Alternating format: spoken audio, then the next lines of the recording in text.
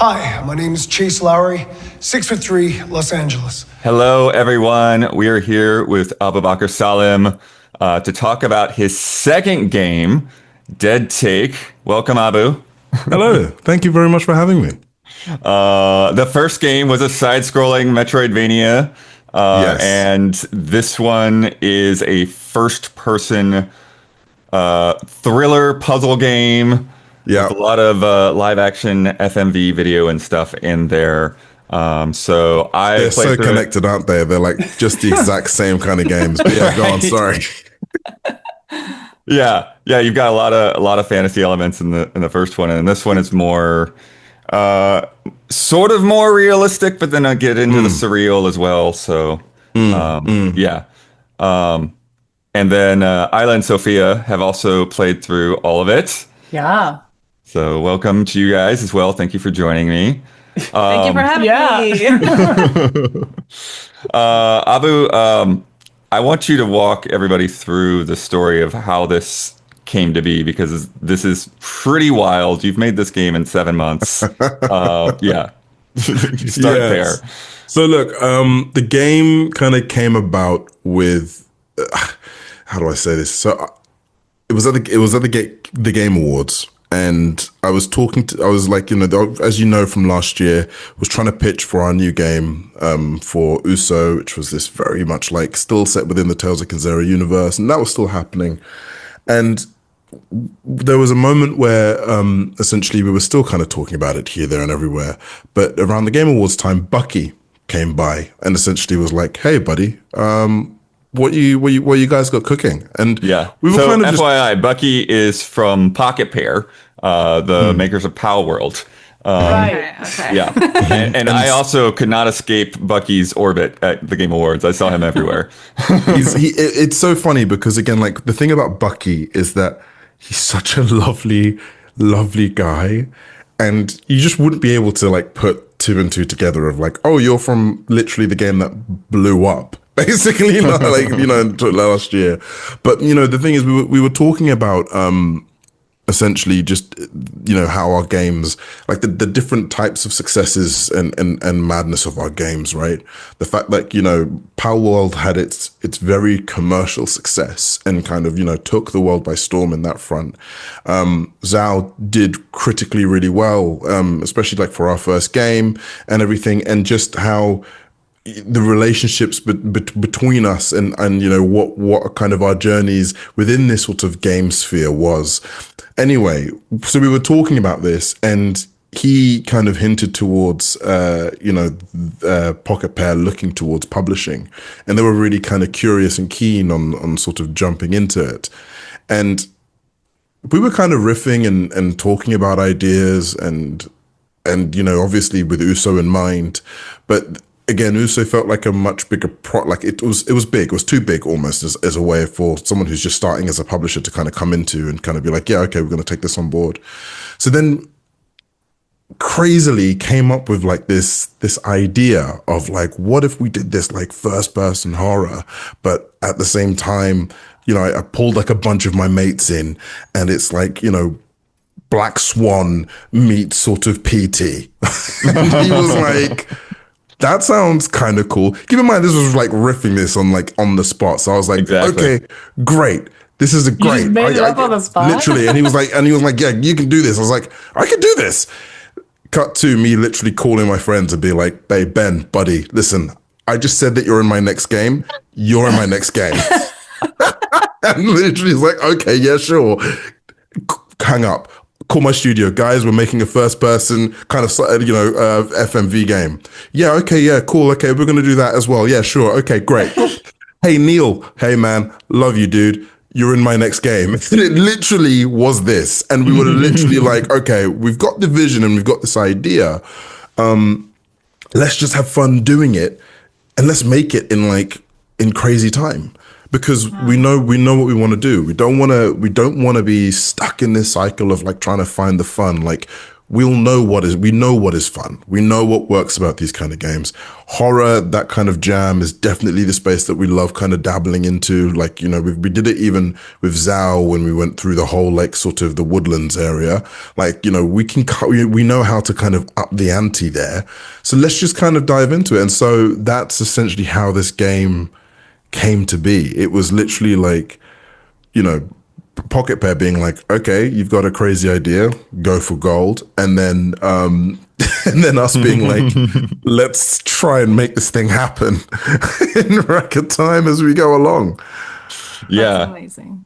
Yeah, it's crazy too. Like when you like got a hold of me in the middle of the night and we were like, when should we release this? I know. Yeah. And I literally, I was like, dude, when is the date? Like, when do we release this? Because I mean, it can happen anytime. Like, what are we doing? And I remember, it was, and that's the thing. That's how it kind of, you know what the thing is? It's like the whole process of making this game has felt very almost untraditional in the sense of like, I think having made Zao with EA, gone through the process of like the 3.5 year process of making a game, you know, getting all that stuff sorted. And look, don't get me wrong, I think we needed that because what EA taught us was essentially how to ship a game, you know, and I think like that is like crucial and key. And it's like, you know, they say like really shipping a game is what separates like, you know, normal game developers to like game developers who make games. Like it is such a process, you know, the whole localization, bug fixing,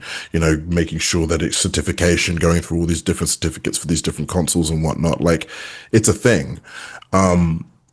So we learned that. We learned about pipelines and everything. And I said this before, like I think Zao truly was built, like it took us probably like 1.5 2 years to make, because the rest of the 2 years was really forming the team and figuring out who we are and what we are, right?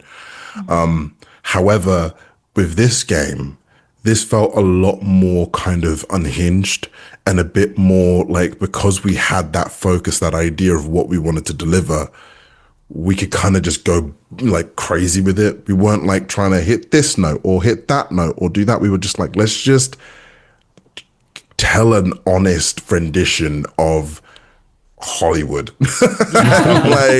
like just go for it. And if it doesn't make sense, great, Hollywood doesn't make sense. If it makes total sense, amazing, because Hollywood makes sense. Like we were literally just unapologetic about it. And I think like that's what's been quite nice. And when it comes to working with Pocket Pair, you know, a lot of their sort of again, the devs first, right? So a lot of their power comes into, well, does it feel fun? Does it feel cool to play? Does it feel intuitive? If that's the case, then yeah, cool. Everything else will come and flourish afterwards, you know? So yeah, it was a really interesting process of how this came to be. Nice. It's crazy. Like it felt like kind of a perfect game, like for us, because we live in LA. I started out as an actor, you know, like I just finished making an FMV music video in Unreal styled after Seventh Guest. So I want to talk to you about Unreal and FMV in a minute, because it was a nightmare. But yeah, I think that like it all came together in such a perfect way. We were like shocked at how hard this game goes. Like, Yeah. and the performances were all super cool. Like, Incredible.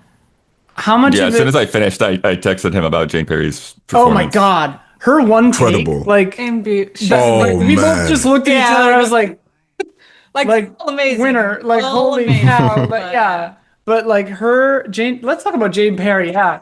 Like, God, that, look, her, like, yeah. So this is the thing, like Jane is, and this is something that I really, with all the actors, right?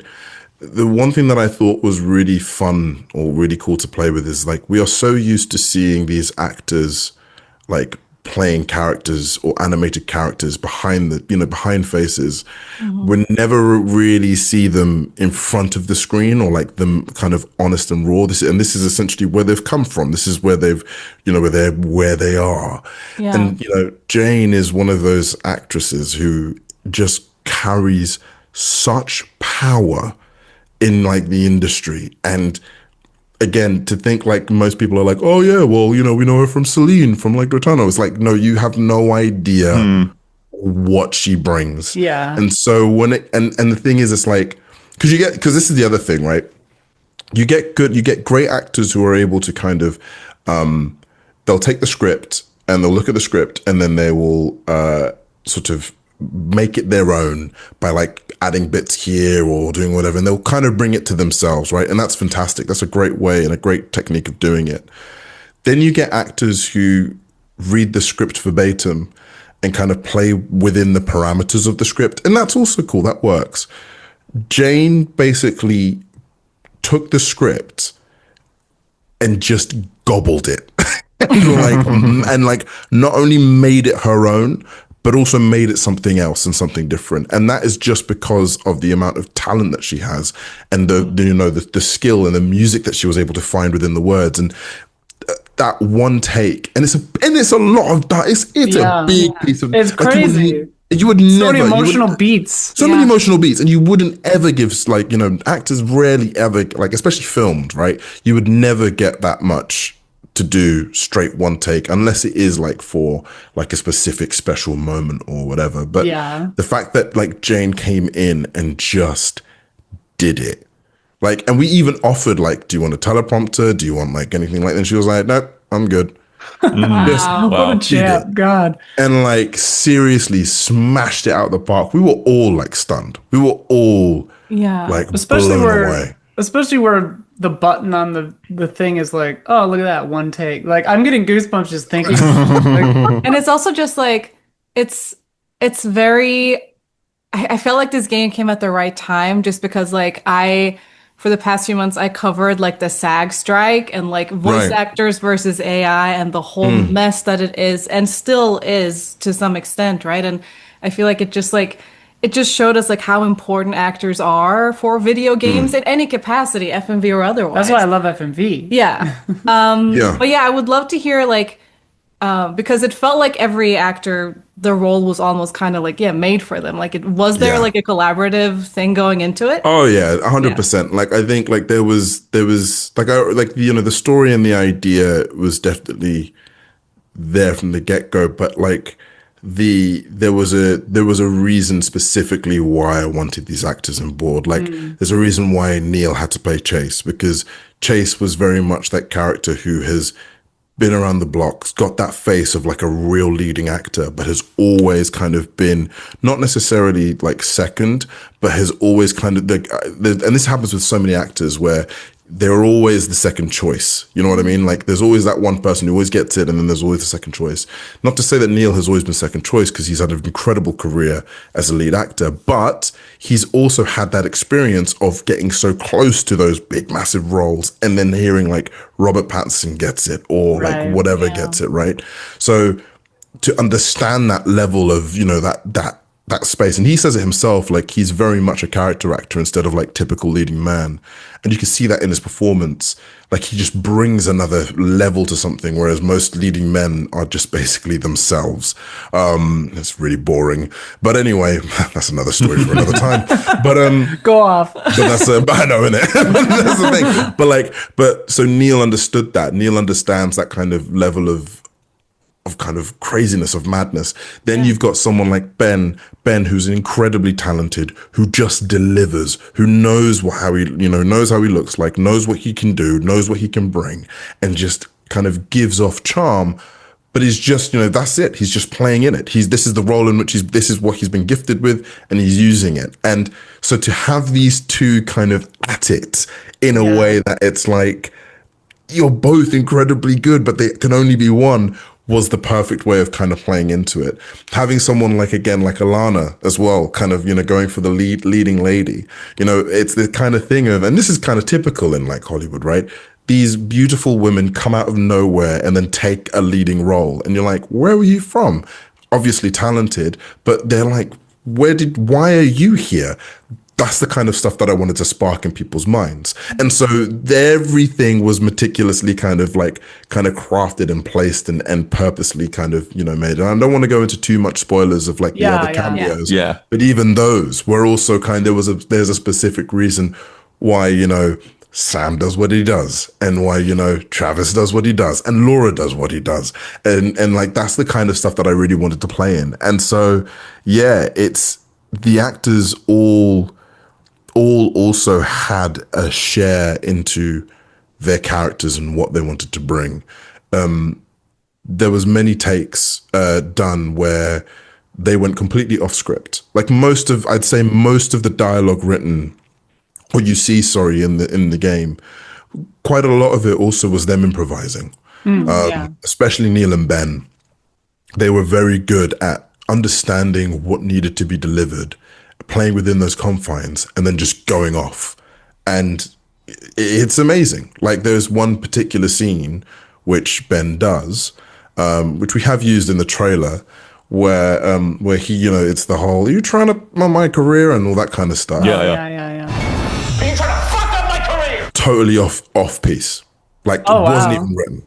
And and I just remember watching it and thinking to myself, well, this is in the game now, isn't it? Like, that was one of my moments, because it was like, it's like he's in character, but he feels like he's breaking character, right? Because of the scene. Yeah. And it just like, it comes across so raw, dude. Where I'm like, I'm actually scared of Ben for a second, It's like, And that's the thing. And it's like, that is like, and I'm sure you guys know it, but like, that is sometimes the psyche of these actors who come across as like really friendly and charming and all Hollywood glitz and glam, but are actually fucking nuts and like crazy. And that's the thing that like stood out to me is like, because like we all know Ben and Neil like decently well just from being around, but like in real life, I mean, and like these are so not them, but it's like their shadow self. It's like their shitty American versions. Like, right? And it's like, it's right when Neil started talking and the way he has the like rasp in his voice or whatever, I was like, that's such a perfect choice for this kind of character. And like the dynamic between him and Ben, like they're both playing such like interesting, like dark versions of themselves. And you can see them like tweaking the like, well, if I were worse. Yeah, basically. And like, and the thing is, it's like, and they just got it like from day dot. And I remember again, even though, as I say, like this was what was quite magical about this, right? Because I remember, as I say, pitching this to Bucky, telling him that this is the idea, this is where we want to go. And it was so magical because everything just started to click and fall into place. Like it wasn't about finding it. It was just about trusting that whole process. And because again, it's like trusting, okay, I know the industry. I also love games. I'm into horror. The team's into horror. Like, just have to trust that and not like second guess. And even when it came to filming this stuff with the actors, like, and just being like, guys, just go for it. Like, directing them was very much me just being like, the characters, you've got the script there if you need it, but the script is just your guide. Really, truly, I'm looking for what you're going to bring to this. And each and every one of them delivered something really cool. Like that's essentially what was needed and used. So it was really important to kind of give that, and give them the freedom of that. I'd say the only one scene which, needed like meticulous, like script following was the scene between, the interview scenes, basically with the interview of, the interview, which were super cool. Like, I won't say what it is, but the reveal of like how those interplay is really cool. And that was essentially the one thing that they needed to be kind of specific, but everything else was like free game to play. Wow. And so, what was the process of how long did it take to film all of it? Oh, I think we did it in like 2-3 days. Wow, that's crazy. Like, that was my guess. I was like, I feel like this was a whirlwind, like from start to finish.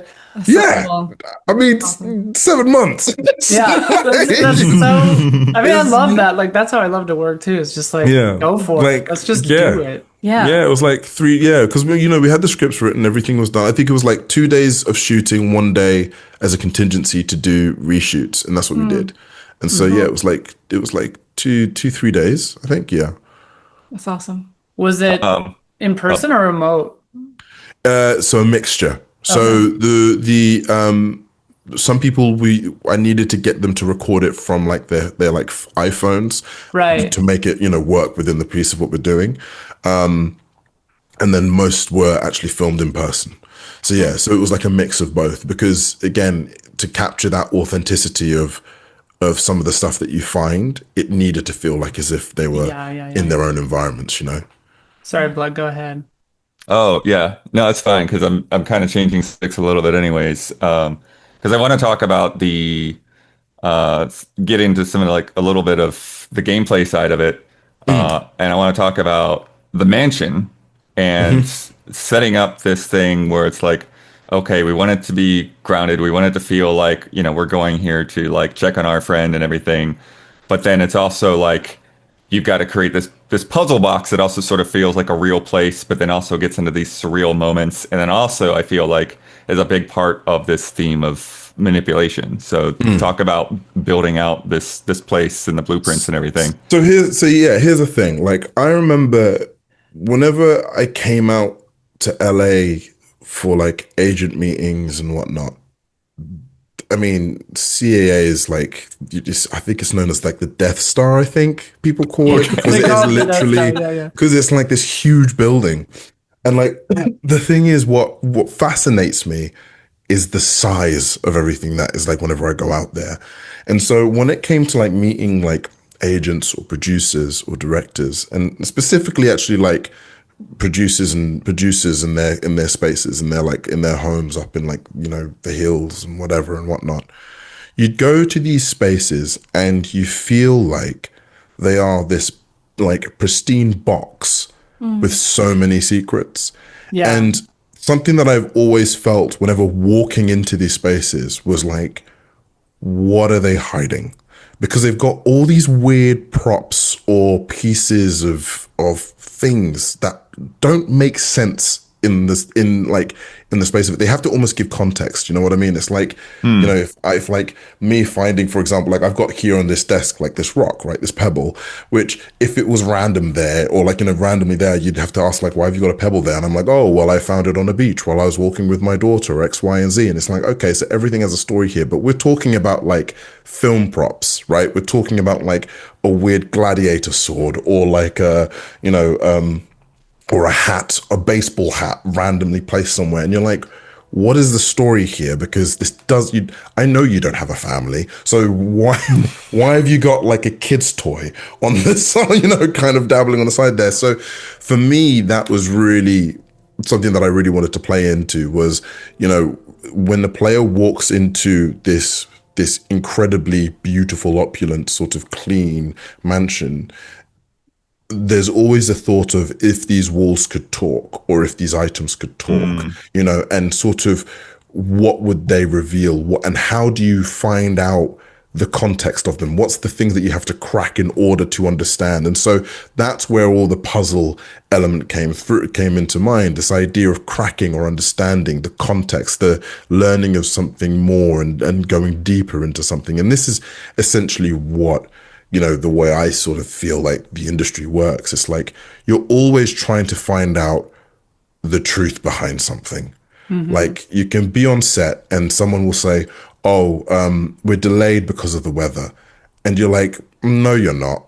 You're probably delayed because either the battery's gone on the camera or someone's forgotten something, or the producer's having a fucking tizzy upstairs and they're not happy with the shots that are going. Like, there must be more. You can stop at the weather, but the layers are deeper than that. And so for me, that's always been the case when it comes to like when it came to building this puzzled kind of mansion, was how deep can I go?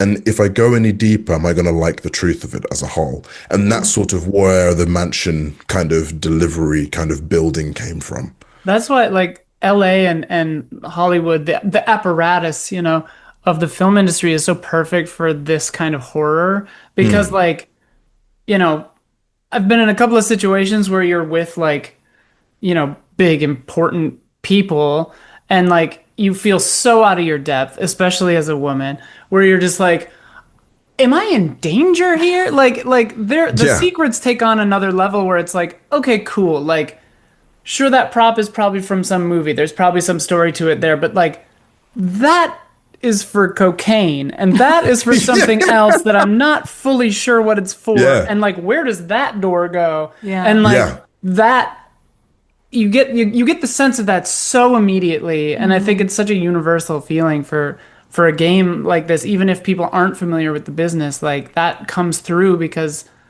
you did such a good job of situating it within that kind of dread. Like, is there a question here? I don't know. Yeah. And well, no, but that's like, but truly, that's like, that was the thing. That's like, especially when it comes to the gameplay aspect of it, right? Yeah. It's like, I wanted the player to feel like, again, like they're doing an escape room, because an escape room is all about discovering yourself, the answers to getting out, or you know, kind of moving forward within a space. And I think that's really truly what these mansions feel like. You know, they look innocent from outside, but as soon as you walk in, it's almost like, oh my God, there is just this sense of dread, this sense of like, And you're on the back foot. and you're always on the back foot. And I think like that is something that I really wanted to capture here. Because again, actors are always on the back foot. Always on the back foot when you audition, even when you've got the role. Like, it doesn't matter. You will always be on the back foot, because the machine itself is much bigger than you. Yeah. Well, it's interesting. This is kind of just a side tangent, but just talking about the architecture of these things, because I was just in Krakow to do a preview for Kronos, and they actually did the preview event in this Soviet-built administration building at a steelworks, which is actually part of the game. But they gave us a tour of this whole building, and they were showing us places where, like, you would be in a hallway, right? And there would be a door there. But the only purpose of that door was to have this appearance of symmetry or whatever. Like, if you actually open that door, there would either be nothing behind it, or it would just be like a closet for the office next to it. Right. Just like all of these kinds of things to like give an appearance of being better than what they are, or even if it doesn't make sense structurally. Right. That's interesting. Well, and then this also, like, you know, countless examples throughout history. Errol Flynn comes to mind, several other like notorious bastards throughout history, but like two-way mirrors, hidden rooms, like, Yeah. God. It's like, yeah. but the thing is, and like, it's the whole thing of like, it's so known. Yeah. And for me, it's almost like, well, fuck you then. Let me show you let me show you how disgusting it is. Let's show the world how disgusting it is, because it is fucking weird and stupid. Yeah. And so it's like, it really, everything is planned meticulously. Everything is done with a purpose. And I think like, and that's what's scary about it, you know? It's like, and that's what's kind of weird about it. And yeah, it almost feels like there is no soul, but there are plenty of souls lost here. You know what I mean? Yeah. So that's really something that I really wanted to capture. Well, and the good touch is a lot of the characters have these moments. Like, one that comes to mind is, you can find a statement about the blueprints, right? And like, people trying to be humans and being like, hey, morally, I don't think I could be a part of this. And also legally, like, what is this for? And like, everyone, like, a few people try to have those moments, but like, the machine, the apparatus, this huge person, are they untouchable? Like, yeah. And I think that's terrifying. really true. That's again something that we really wanted to kind of lean into, was this sense of, yes, you know, no one has entered this space or entered into this. Like, we all came in with this intention of creating art or kind of expression. And it's only until you get swamped into the machine of it, until it changes you into something, you know, different. You know, some people are still able to kind of leave with their sense of humanity still, but those who kind of wish to dive deeper lose themselves in it, and they become something else. And that's essentially what we really wanted to to explore and expand upon. And, and then question, like, the idea of like, how much of yourself can you give away until it becomes too much? Until you're a mannequin. Until you're a mannequin. Like how much can you give away? Because again, there is a sense of like, you have to, there's an element of sacrifice that needs to be given in order to achieve, greatness. But then what is that greatness? And like, what is that kind of, and what are you going to sacrifice? And everyone goes through it. And I think that has been like the core, thing that drives these people. It's like, maybe if I just give a little bit more, Yeah. God. Yeah, it's crazy. I don't think I when we started playing, I don't think I realized how dark it was gonna get and Right. and how deep it was gonna get. We play a lot of escape rooms in real life too, so I was like, yes, let's go. I'm ready for some, puzzles. And I was like, oh, Yeah. got a little reality check in the middle. Yeah. Of it. Yeah. Yeah, And I'm the thing- curious yeah. what you guys were thinking of the puzzles too, because I always feel like Huber's gonna have a hard time with them, and then you're gonna find that they're all too easy. So like, I mean, in a game like this, I think, like to me, it's the narrative and yeah, yeah. The puzzles they were good. I liked them. I liked how they all connected and like led into each other. This isn't trying to be the Talos Principle DLC, like puzzle difficulty wise. Yeah. No, I thought it all came together like an intricate box, which is what these are meant to do. And it succeeds. And that's kind of like the balance that you got to play with this stuff, right? It's like if you make puzzles if you made the puzzles too difficult or too kind of almost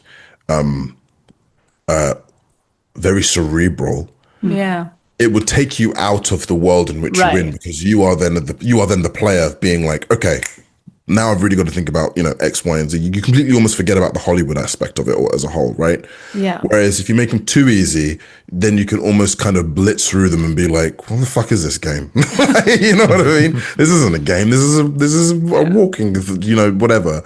But like, so that balance of like where it does kind of, challenge you a bit, but then also keeps you in the world of it as a whole. Like it is that fine line of trying to make it so you still feel immersed within the space that you like, everything has a reason or a reason as to why you do it, but it has a reason to it and you still feel immersed within it as it goes along. But yeah, that was also the trick to it as a whole. Cause that was something as well as designers, we were really kind of like, oh man, do we like, there was a fear of like, is this too simple?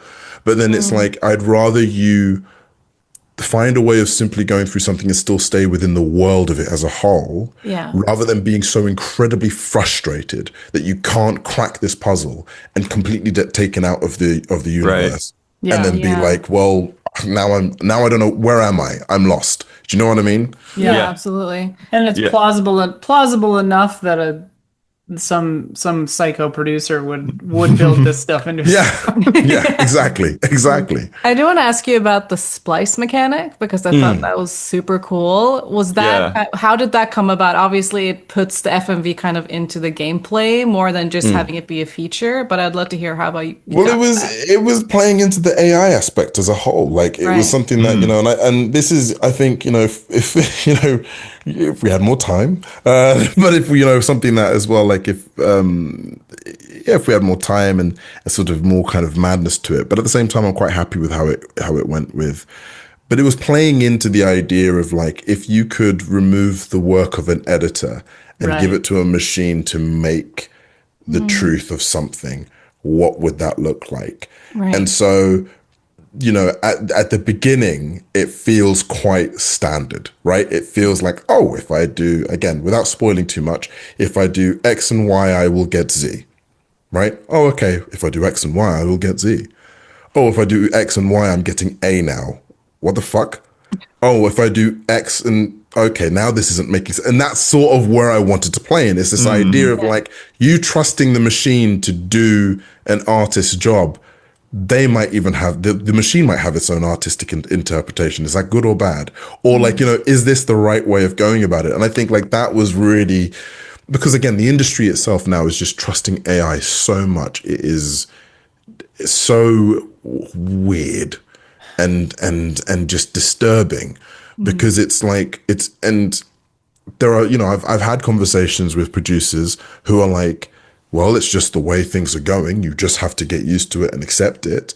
And I've had, conversations with artists who are like, we can't do this. Like, this isn't the way. It's so soulless. Yeah. And so it was really a commentary on that. It was a commentary on the idea of like, okay, yes, this can give you certain solutions to elements of puzzles that you're going to be figuring out later on in the game, but it's also fucked up. It's also not right, and like it's going to and there are elements where it does reveal truths about what's going on, because it is so unapologetically disturbing.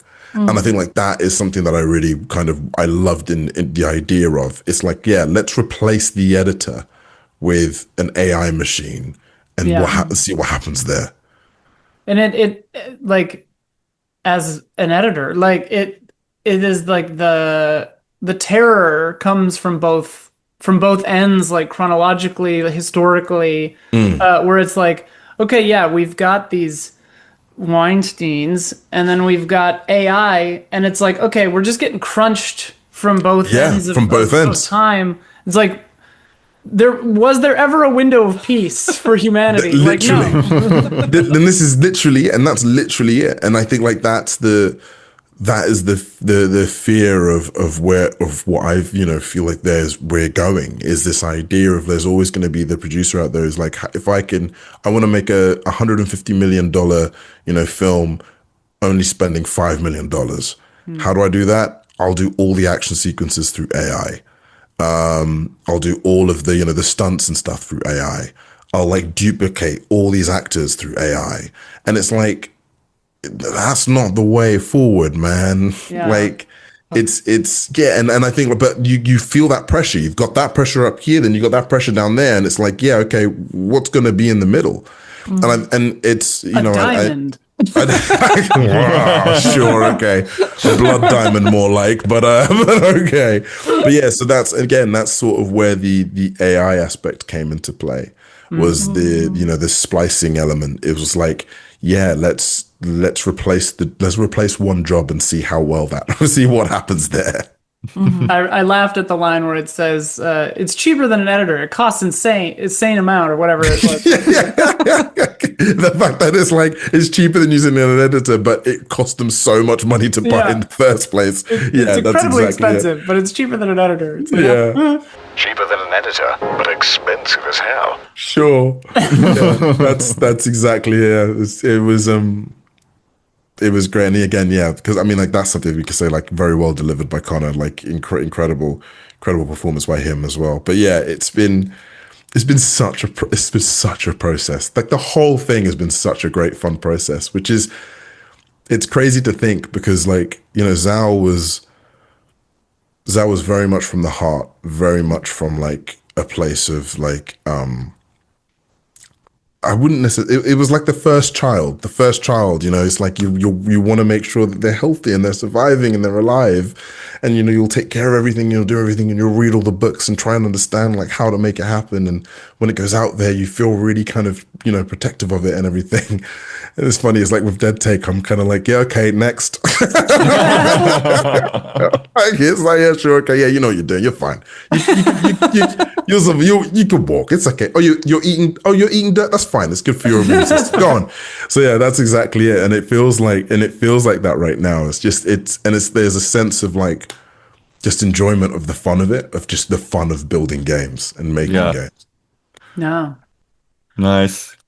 I think I'm all right. Do you guys have anything else you want to throw in there? Or I mean, we covered everything I could there, talk to you yeah. all day, but Yeah. We had a blast. yeah, loved it. Yeah.